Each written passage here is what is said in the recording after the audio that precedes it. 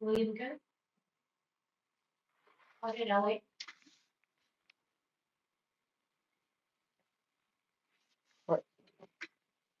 Ma'am, hold on, we'll get your mic. Oh, thank you. I'm sorry. Thank you. Can you hear me?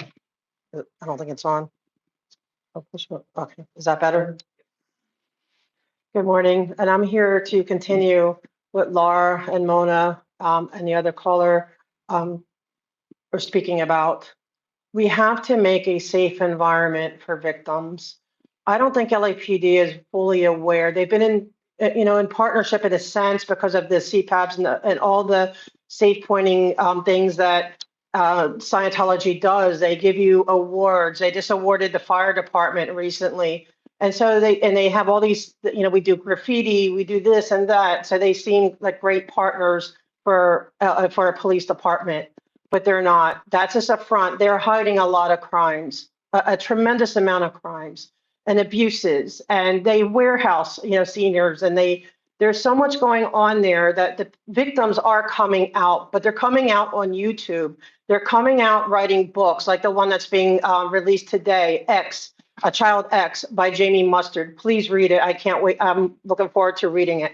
But they're where they're not going to the police. Okay, and so no victim, no crime, right? That's the premise. So if we don't create a safe environment for victims, where they feel they can only go to YouTube, they can only write a book, they can only go elsewhere, but they can't come here. It took me a long time to get Laura to feel safe enough to come here. By seeing me consistently coming, she's coming and she's getting her voice.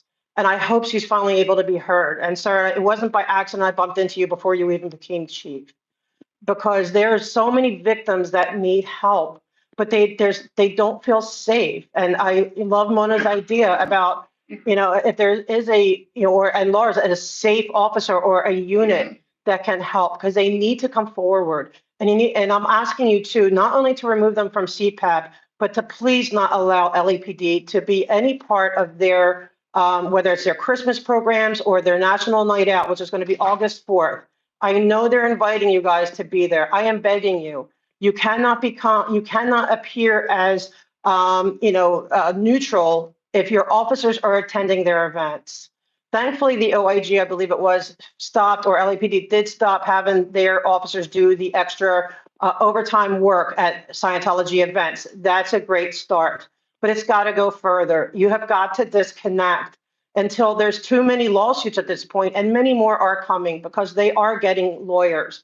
But what they need is police reports. They need to be able to call you and talk to you, and to be able to take next steps and see what can help. Investigations need to be happening.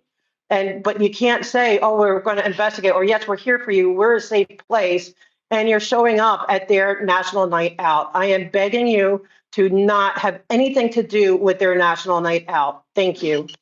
Thank you.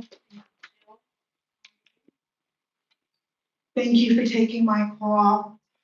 You all need a copy of Child X. Imagine you sending your baby to a nursery in Los Angeles from birth to be sitting in its bassinet crying in the bush because they only have 7-year-olds taking care of the babies. How can you do that? How can you have let that go under your nose? How can you let babies have failure to thrive sitting in poop all week, never being held or comforted? How do you allow a help sign to be ignored? Don't you have exigent circumstances that you go in and you look at things?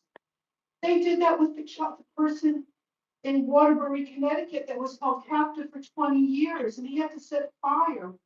Is that what it's going to take for you guys to go in and look at Scientology? Didn't you just raid the TikTok cult that was featured on Netflix? When are you going to do that for Scientology? When are you going to start saving the people? You have a concentration camp going on under your nose. When are you going to go in? Don't you remember what happened when they went in after World War II and they made the citizens look and see what was going on under their noses with the heaps of bodies rising from the ashes of the Holocaust? Well, you have something that is creating ashes. You have people withering inside, working $47 a week. How can you allow this? Slavery, I thought it ended in America, but you're allowing this to go on. How did you do this?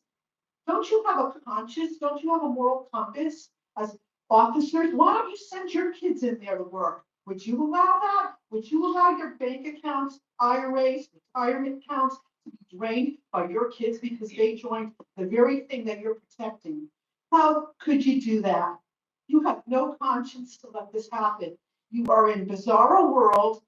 Additionally, you had somebody, this is off topic now, but I was just talking about somebody that rammed into a club on North Vermont and someone used a gun to stop them from causing damage. And you're going after the person trying to start the harm.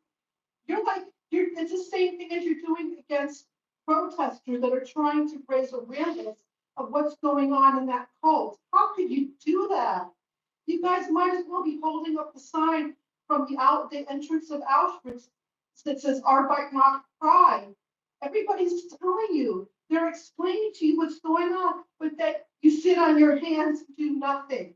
Where are you gonna have your judgment in Nuremberg?